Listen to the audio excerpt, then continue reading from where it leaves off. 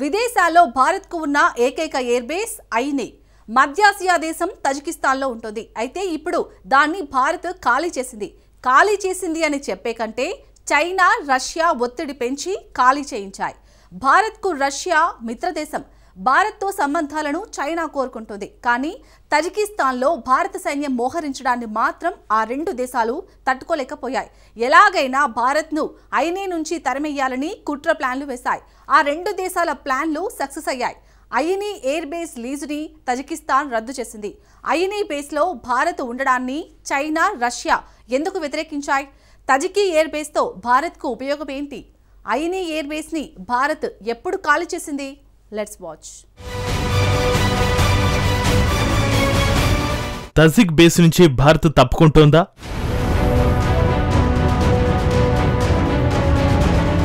ఐనే air బేస్తో భారత్కు పనేంటి?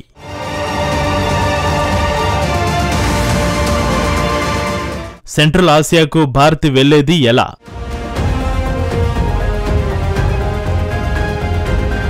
అదొక mysterious air base.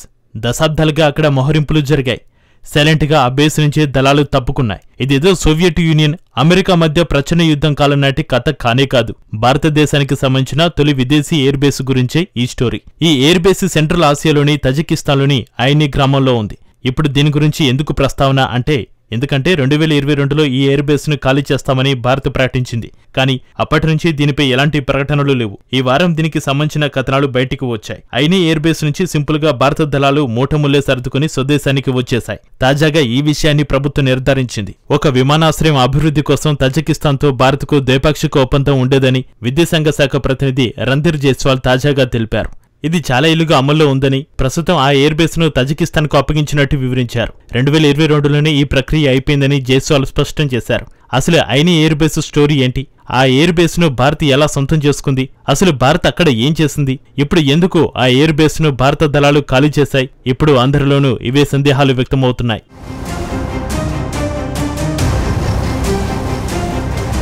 ముందుగా తజికిస్తాన్లోని ఐనే గ్రామం లొకేషన్ గురించి చూద్దాం. తజికిస్తాన్ రాజధాని నగరం దుషాంబేకు సమీపంలోని ఐనే గ్రామం ఉంటుంది. ఈ గ్రామం GMAకి నిలయం. GMA అంటే గిసార్ మిలిటరీ ఏరోడ్రోమ్. 21వ శతాబ్దం ప్రారంభం నాటికి ఈ ఎయిర్ బేస్ సిద్ధమైంది. దీన్ని తజికిస్తాన్ పునర్నిర్మించలేకపోయింది. దాని నిర్వహణ కూడా ఆ దేశానికి తలకు మించిన భారంగా మారింది. అందుకే దాన్ని దుషాంబే పట్టించుకోకుండా వదిలేసింది. సో 2001 సంవత్సరంలో భారత ప్రభుత్వం ఒక కొత్త ఆలోచనతో ముందుకొచ్చింది. ఒకవేళ ఐనే ఎయిర్ బేస్ ను భారత్ స్వాధీనం చేసుకుంటే ఎలా ఉంటుంది? ఈ ప్లాన్ను అప్పటి రక్షణ శాఖ మంత్రి జార్జ్ ఫెర్నాండెజ్ ప్రతిపాదించాడు. ఇక ఈ ప్రాజెక్టుకు వెనుక ఉన్న మరో కీలకమైన వ్యక్తి ప్రస్తుత జాతీయ భద్రతా సలహాదారు Ajit Doval. Tajikistan air base ను తీసుకుంటే బాగుంటుందని అజిత్ దోవల్ బలంగా వాదించారు. 2002లో భారత్ తజికిస్తాన్ మధ్య ఓ ఒప్పందం కుదిరింది. అప్పట్లోనే పనులు ప్రారంభమయ్యాయి. ఈ ప్రాజెక్టును ఇండియన్ ఎయిర్ ఫోర్స్ IAF కు అప్పగించారు. ఈ ప్రాజెక్టులోకి BRO సైతం ఎంట్రీ ఇచ్చింది. BRO అంటే ది బార్డర్ రోడ్స్ ఆర్గనైజేషన్. ఈ సంస్థ సరిహద్దులో మౌలిక ప్రాజెక్టులను చేపడుతోంది. అప్పట్లో సుమారు 200 నుంచి వర్కర్లు ఐనే బేస్ లో పనులు మొదలు పెట్టారు. 3200 మీటర్ల రన్వేను IAF నిర్మించారు.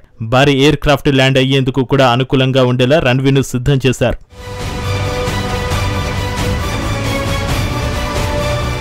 అయితే ఐనే ఎయిర్ బేస్ నిర్మాణానికి నిధులు ఎవరు ఇచ్చారు?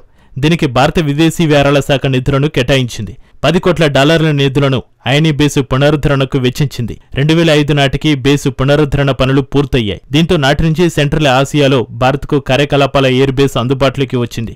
ఇదే మనల్ని రెండో ప్రశ్న వద్దకు చేరవేస్తోంది. అసలు ఐనే ఎయిర్ బేస్ లో భారత్ ఏం చేసింది? నిజానికి ఈ బేసులో శాశ్వత దళాలను భారత్ ఎప్పుడు మోహరించలేదు.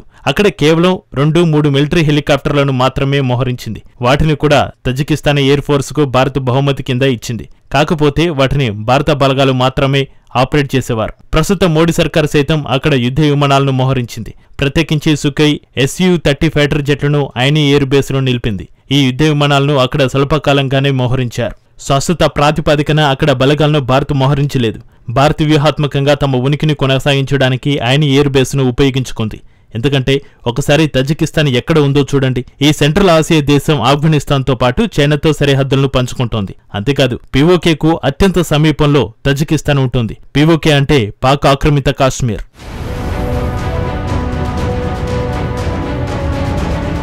ఐనీ ఎయిర్ బేస్ నుంచి భారత్ తన శక్తిని ప్రదర్శిస్తోంది. అంతేకాదు పాకిస్తాన్ ప్రమేయం లేకుండా ఆఫ్ఘనిస్తాన్తో పాటు ఇతర సెంట్రల్ ఆసియా దేశాల్లో భారత్ అడుగు పెట్టేందుకు ఐనీ అవకాశం కల్పిస్తోంది. అందుకు 2021 ఆగస్టులో పరిణామాలే ప్రత్యక్ష సాక్ష్యం. అప్పట్లో ఆఫ్ఘనిస్తాన్ రాజధాని కాబూల్ను తాలిబాన్లు తిరిగి స్వాధీనం చేసుకున్నారు.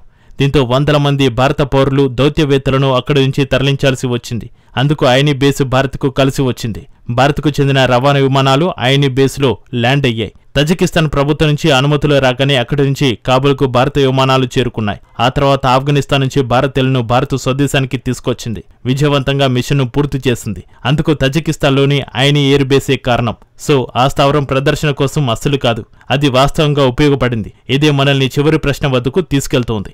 అసలు ఐనీ బేస్ను భారత్ ఎందుకు ఖాళీ చేయాల్సి వచ్చింది? ఎందుకంటే భారత్ను ఖాళీ చేయమని తజికిస్తాన్ ఎప్పటినుంచో కోరుతోంది. వాస్తవానికి ఐనీ ఎయిర్ బేస్ను భారత్ లీజుకు తీసుకుంది. 2021లో ఆ లీజును కొనసాగించేది లేదని ఢిల్లీకి తజికిస్తాన్ సమాచారం అందించింది. అంటే దీని అర్థం అక్కడి నుంచి భారత్ తప్పుకోమని తజికిస్తాన్ తేల్చి చెప్పింది. అయితే భారత్ను ఎందుకు తజికిస్తాన్ ఖాళీ చేయించింది?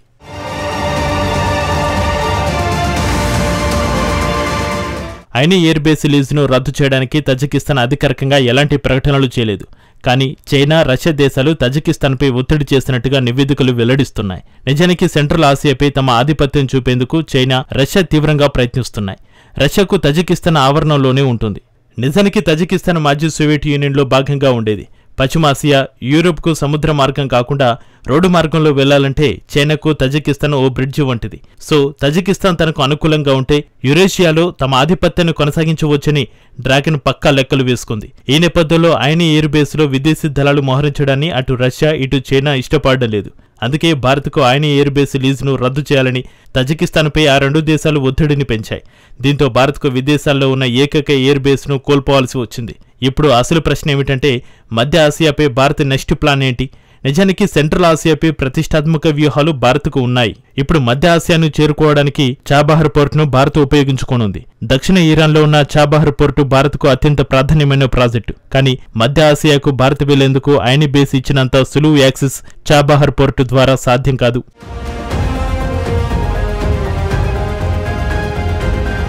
వాస్తవానికి మధ్య ఆసియాలో భారత్ ప్రతిఘటనను ఎదుర్కొంటోంది. అయితే ఇక్కడ ముఖ్యమైన విషయం ఏమిటంటే భారత ఔషధాలకు, దుస్తులకు మంచి డిమాండ్ ఉంది. అందుకే భారత్ మధ్య ఆసియా ప్రయత్నాలను ఆపడం లేదు. మంచి ఒప్పందాలు, మెరుగైన షరతుల కోసం ప్రయత్నాలను ఢిల్లీ ముమ్మరం చేసింది. ఏదో ఒకరోజు భారత్కు సెంట్రల్ ఆసియా తలుపులు తెరిచే అవకాశం ఉంది.